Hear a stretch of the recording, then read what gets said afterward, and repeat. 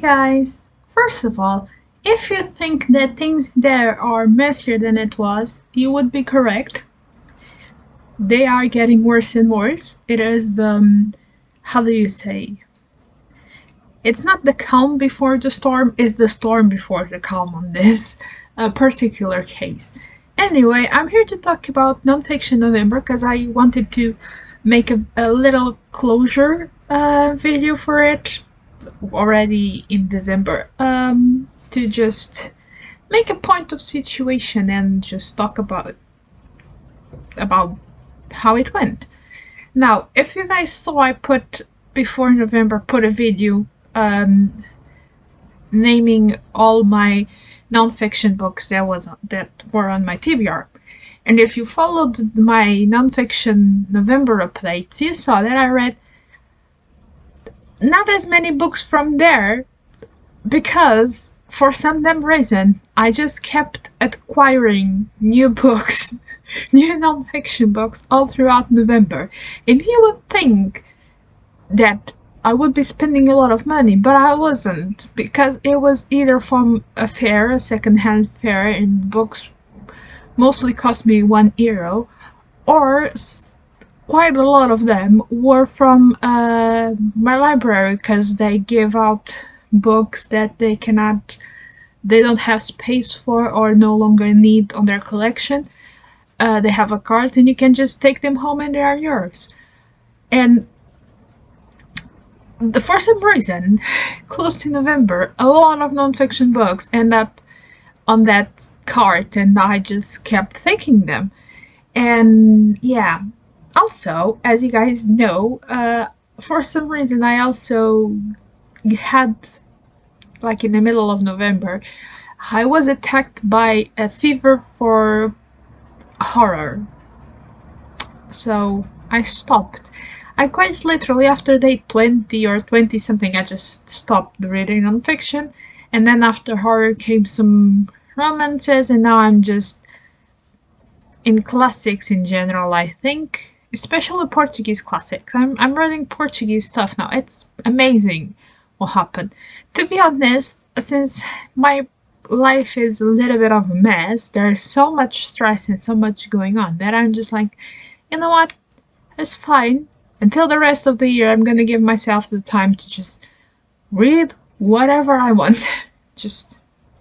just read whatever I want and do whatever the hell I want. And next year we'll come back enforcing all the possible goals that I have. But how many books did I read during Nonfiction November? I mean, how many nonfiction books? Because I read quite a ton of books during November.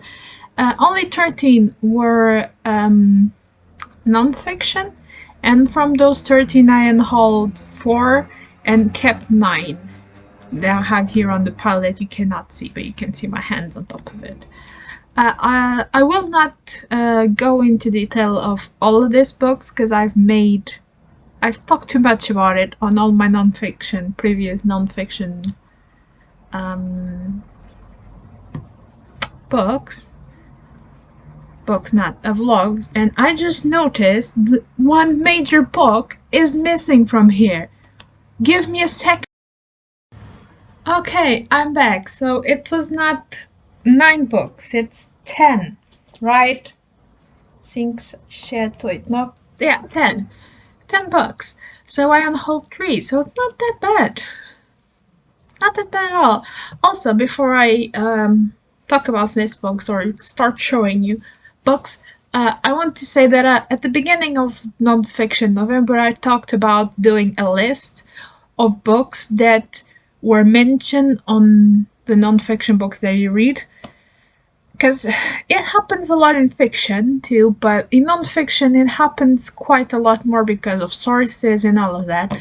And I told you guys that I would be making a list of books that were mentioned in all the books that I read for Nonfiction November. Like in the test, if they mention a book that I wanted to read, instead of doing what I normally do, that is go get the book and read it, I would make a list of all the names, and I was not counting any names besides like the any names that would appear on the text itself, or on like the major text, not on the appendix, not on the biographies. No, I wouldn't count there, or else the list would be huge. And I mean, yeah, I think it was a wise decision to do it like that.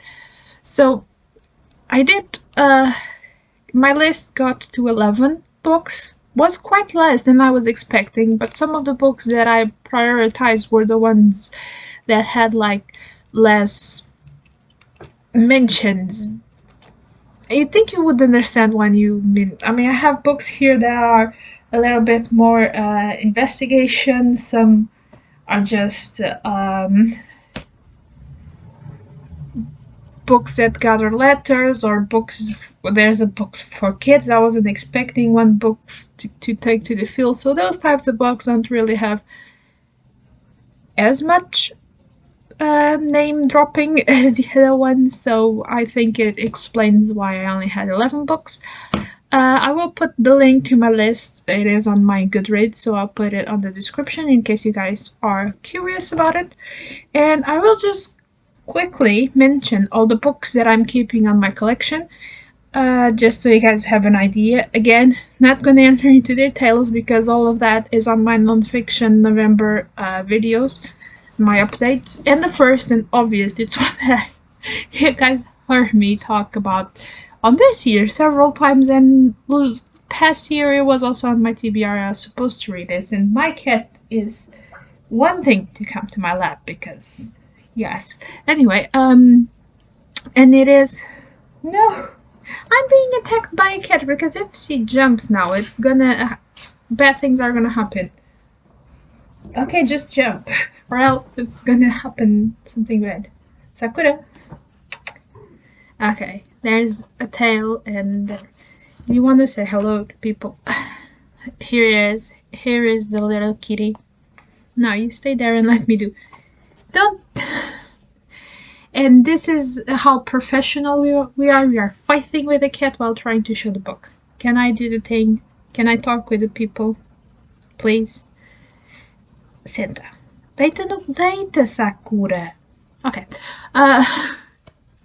Let me just keep going. First book, like I was saying, is a general history of the robberies and the murders of the most notorious pirates by Captain Johnson, on this very simplistic cover that I really like, just with the bones there. The Jolly Roger, technically. But let's just put it like that. Anyway, this, like I said, and one thing I keep saying, and I love this, I love how illustrated it is. It is not a book that you can read for fun if you don't really like the subject. It's not that engaging, let's say it like that. But this particular Portuguese version is really bad for the hands, and for some reason it is not a hardback, a paperback, so this is carton, but it's like really heavy duty carton. This doesn't, you see, it doesn't bend that well, and you don't want to bend because you know if this bends it's gonna be all crazy and ugly. But the pages are wobbly and it's really heavy. And this book, if I find another version of this, especially if I find an English one that has all the illustrations that this one has, I am getting rid of this particular version, even though I really enjoy the cover and all of that. And I think that for Portuguese translation it is good, because I've checked some parts of the English version. This particular book as an object itself, it's not good to read on. Let's put it like that. But move on. I've said I was not going to talk too much about each book. The next one is about the trust, and this is the kids book, and it's, I don't remember if when I talk about it I said who it was. It's by Angela Sheenhan, and the illustrations are by George Thompson, and it was translated by Alice Morabessa. And it is just a kid's book. It is simple, it's adorable. It tells the life of a trust by a story, but has lots of details in the back, and it's just amazing. And I love it. I love the illustrations. And this has more collections. This collection has more books about other animals, and if I find any of this, I'm just gonna keep it because I love it this much. The other one was a guide field to trees. Basically, it's a little book for you to take to outside and identify trees. It's just that, nothing more. And it is by Pamela Foray. Simple, has lots of illustrations, and I'm gonna save this because I do like to go outside and walk in nature, and I'm gonna take this next time I go to a little bit of an exploration. The other one, I love it. I mean, I'm keeping this. Most of them you're gonna expect me to love. It is To Catch a Whale by Terence Weiss, and there's lots to tell about this one. There's basically the story of Terence Weiss while he was working on a whale ship during 3 years. It was on the very end of the whale ship for English companies, even though it's not just English. It's Terence Weiss, To Catch a Whale, really good. Also, this particular version is a little bit bad for people with dyslexia, like I said, because of the lettering, that it is quite uniform. It's really easy to lose a place if you have dyslexia in reading this book. The other one that I'm gonna keep is The Most Beautiful Love Letters. This very thin volume that it's made to look like an envelope and has love letters of several people like Victor Hugo, Edgar Allan Poe, Fernando Pessoa, Balzac, lots of people, and really nice. And I couldn't, how to say, this didn't mention books, so I didn't add nothing from this book to my list of books that I want to read. But it mentioned authors and people that wrote letters and all of that, besides the love letters. Well, that they didn't write just fiction, let's put it like this. And I want to go find more about them, so in a way, this could have made my list bigger, but since it didn't mention books, I could have added to the list, if you know what I mean. Next one is a little one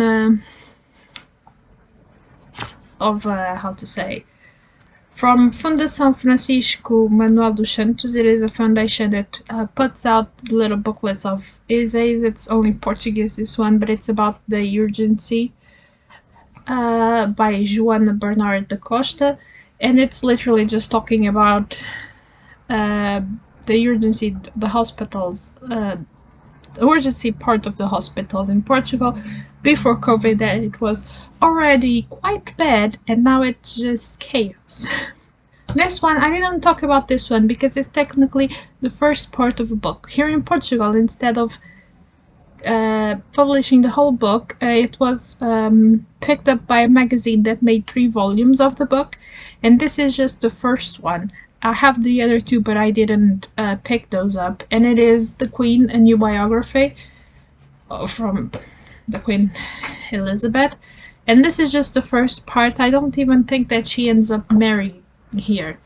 I'm a little bit, how to say, I don't remember if by the end of this she was married, because I start the beginning of the other one, and either on the end of this one or the beginning of the other one she gets married. But anyway, you guys can see more or less how much of her history is in here, so it's quite thin.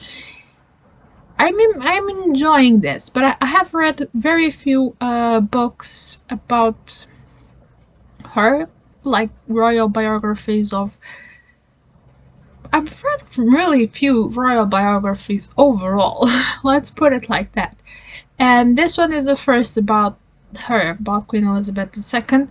And from what I know from news and reading online and all of that, this feels like it's portraying everyone in a very good light. Not just her, everyone around her. And that's quite strange, because, I mean, people have effects, and I know that not everyone on this family is a saint. I mean, no one is a saint technically, but you guys know what I mean. So I'm enjoying it, but I think after finishing this trilogy, I might or might not keep it. I might keep it for a while because it is going to be the first biography of her that I finish. But I'm going to look for other biographies and actually see if this one is the one that I like the most. I didn't know if I said, but this one is by Matthew Dennison. The other one that I read and love. I mean, I love the rest of them. It's In the Heart of the Sea by Patrick Philbrick. Well, why did I get the Patrick? Nathaniel Philbrick. Dear Lord. And it's about the history of the shipwreck of the Essex after being attacked by a whale. This is the story that is supposed to have inspired Moby Dick and lots of other tales about whales attacking ships. Also, not quite the only one, but what I saw, because it was not that rare, a whale attacking a ship. It was a little bit amazing what happened on this one, because this one, really awful things and almost like stupid bad luck happened to these people, and they passed through a lot. The other ones, I think they are as famous because probably the whale attacked the ship and then they managed to get help quite quickly, and if they died, some died there, it was a disgrace, but it was not this type of disgrace. Anyway, love that. Love the way it is written, and I haven't watched the movie, so I ain't gonna talk about that part. But completely, would recommend this. The other one that I read was The Emperors of Chocolate: Inside the Secret World of Hershey and Mars by Joel Glenn Burner, and it is literally what it meant. It is a book of talking about the relationship between Hershey and Mars, the two companies, the two families, and it is quite good, quite eye-opening, and I wasn't expecting anything. I wasn't expecting they to be like, they're like Coke and Pepsi, and sometimes even worse than Coke and Pepsi, but I wasn't expecting nothing of this. I didn't know anything about the chocolate big companies, and it is a little bit scary to think that these companies have the power that they have, but it is what it is. Anyway, also I recommend, very nice book, and lots of pictures inside, lots of photographs and illustrations and all of that. So really do recommend. Plus it is so satisfying. It is one of those floppy books that you could just enjoy the floppiness. And I think this was actually the first one. This is the last one that I'm talking. It's the last one on this pile, but I think it was the first one that I read. And it is The Selfish Gene by Richard Dawkins, and this is genetics. Richard Dawkins. I have praised it a lot, the way that he writes, at least, and I do love genetics and biology and all of that, so I've talked too much about this book and Richard Dawkins in general on my channel. So yeah, I think it's quite a pile of books that I managed to keep despite everything. And this is going to occupy quite a bit of space on my very limited space. And you guys have no idea. It's been a struggle, I tell you. But yeah, this video is just going too much. I'm not going to start talking about the struggle that it is just having 2 bookshelves and too many books. Anyway, this is all for now, guys. Let me know again if you have read any of those books, and more importantly, let me know how many books you end up on your list. If you guys also did the list of books that came off of a Nonfiction November that were mentioned on other books that you want. Oh, my brain! My brain is thinking in Portuguese while I'm trying to talk English. Let me know if you also made a list of books that you find the titles of in the books you read for Nonfiction November. And if you did that list, let me know how many books end up there. And yeah, that's all for now, guys. Bye!